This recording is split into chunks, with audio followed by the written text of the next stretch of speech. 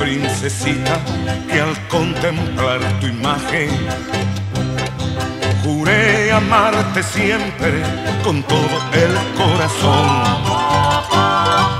y me hallé cautivado desde aquel instante de tu preciosa boca que aprisionó a mi amor. Y son tus ojos negros, dos faros que sus luces alumbran mi camino, tú también has de saber. Luceros mañaneros con rayos diamantinos que brindan sus fulgores a un bello amanecer.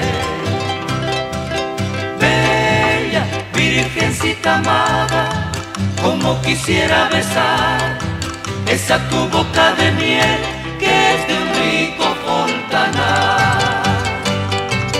Y ese tu negro lunar que tienes en la mejilla, que es una maravilla, me embelezo al contemplar.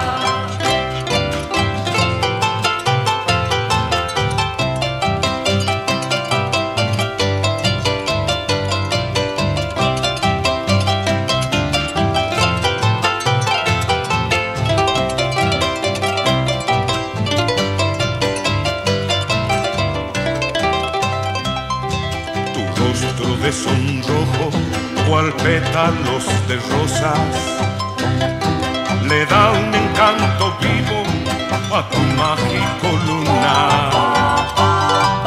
Y tu amable sonrisa, mi ninfa soberana, es bálsamo que cura a mi pena sin cesar. Quiera Dios que mañana de corazón unidos y en nuestro destino con mucha felicidad. Entonces, Josefina, yo he de cantarte ufano mis más bellas estrofas por toda la eternidad. Bella virgencita amada, como quisiera besar esa tu boca de miel que es de un rico fontanar. y ese tu negro lunar que tienes en la mejilla, que es una maravilla.